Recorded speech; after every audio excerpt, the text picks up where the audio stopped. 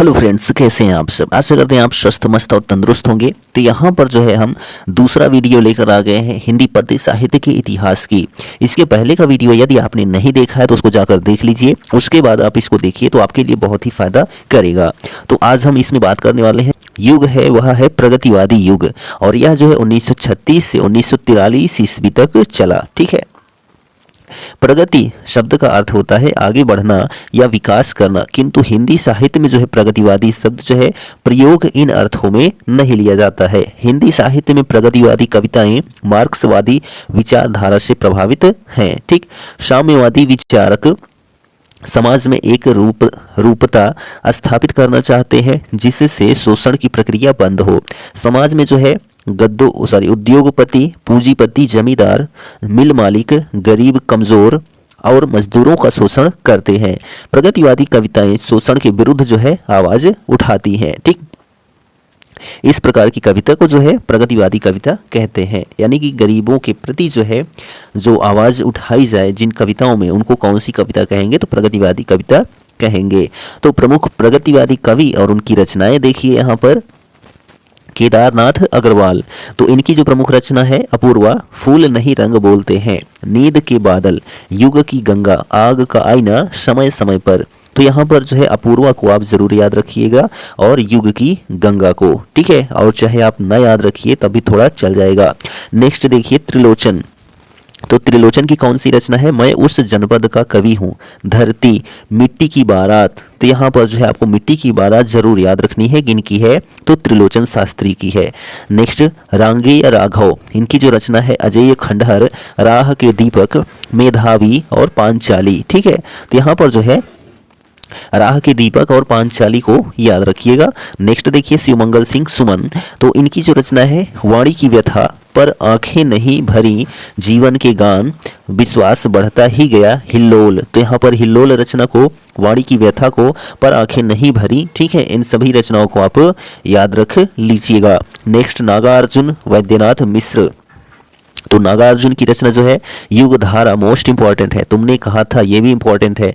सतरंगे पंखों वाली, प्यासी पथराई आंखें मोस्ट इंपॉर्टेंट रचना, और जो है भस्मांकुर। तो यह जो है प्रगतिवादी कवि थे। अब बात करते हैं यहाँ पर प्रयोगवादी युग की, जो कि 1943 से 1953 ईस्वी तक चला। आपको 1947 भी कहीं कहीं मिल जाएगा। तो हिंदी काव्य में जो है प्रयोगवाद का आरंभ सन 1943 ईस्वी से हुआ है। कवियों ने जो है काव्य में नए प्रयोग करने शुरू किए। नए नए काव्य जो है उपमानों का जन्म हुआ। भावुकता के स्थान पर बौद्धिकता को कवियों ने स्थान दिया। दमित कामवासना का चित्रण काव्य में होने लगा। ठीक। अज्ञेय के संपादकत्व में सन 1943 में तार सप्तक का जो है प्रकाशन हुआ, यानी कि पहला तार सप्तक कब आया 1943 में, और संपादक कौन रहे तो अज्ञेय जी रहे। प्रयोगवादी काव्य का प्रारंभ तार सप्तक से ही माना जाता है, जिसमें 7 कवियों की रचनाएं संकलित हैं। और वह कवि कौन कौन है तो नेमी चंद जैन, भारत भूषण अग्रवाल, सच्चिदानंद हीरानंद वात्स्यायन अज्ञेय, रामविलास शर्मा, गिरिजा कुमार माथुर, गजानन माधव मुक्तिबोध, प्रभाकर माचवे। ठीक है। चलिए, तो दूसरा सप्तक जो है अज्ञेय के संपादकत्व में सन 1951 ईस्वी में प्रकाशित हुआ। इस सप्तक में 7 कवियों की रचनाएं प्रकाशित हुई, और उन कवियों के जो नाम है वह कौन है तो धर्मवीर भारती, नरेश मेहता, शमशेर बहादुर सिंह, भवानी प्रसाद मिश्र, हरि नारायण व्यास, शकुंतला माथुर और रघुवीर सहाय। ठीक। चलिए, अब बात करते हैं प्रयोगवादी कवि एवं उनकी जो रचनाएं हैं। तो यहाँ पर देखिए अज्ञेय जी, इनकी जो रचना है आंगन के पार द्वार, सुनहले शैवाल, हरी घास पर क्षण भर, इत्यलम, असाध्य वीणा आदि। ठीक है। चलिए नेक्स्ट देखिए भवानी प्रसाद मिश्र, तो भवानी प्रसाद मिश्र की जो रचना है खुशबू के शिलालेख, गीत फरोश आदि। धर्मवीर भारती की कनुप्रिया, अंधा युग, ठंडा लोहा, यह तीनों रचनाएं जो है मोस्ट इंपॉर्टेंट रचनाएं हैं, आप जरूर याद रखिएगा। नेक्स्ट गिरिजा कुमार माथुर, तो इनकी जो रचना है धूप के धान, साक्षी रहे वर्तमान, शिलापंख और चमकीले।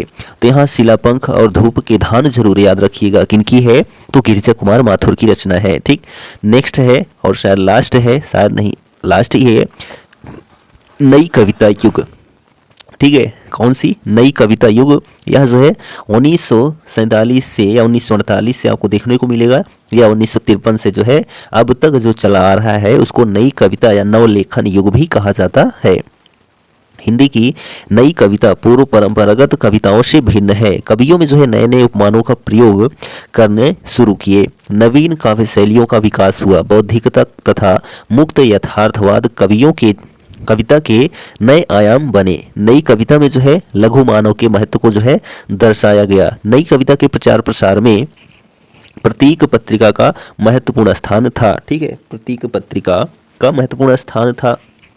नई कविता को जो है अनेक पत्रिकाओं ने बढ़ावा दिया, जिनमें नाम है कल्पना, दृष्टिकोण, निकष, पाटल आदि। ठीक है, चलिए नई कविता के जो प्रमुख कवि हैं और उनकी जो प्रमुख रचनाएं हैं उनको जान लेते हैं। तो कुंवर नारायण, इनकी जो प्रमुख रचना है आत्मजयी, चक्रव्यूह, परिवेश, हम तुम, आमने सामने आदि। तो यहाँ आत्मजयी और चक्रव्यूह को जरूर याद रखिएगा। सर्वेश्वर दयाल सक्सेना की जो रचना है कुआनो नदी, जंगल का दर्द, खुटियों पर टंगे लोग, काठ की घंटियां। तो यहाँ जंगल का दर्द आप याद रख सकते हैं किनकी है, तो सर्वेश्वर दयाल सक्सेना की है। नेक्स्ट दुष्यंत कुमार, इनकी जो रचना है साये में धूप, सूर्य का स्वागत, जलते हुए पवन का वसंत आदि।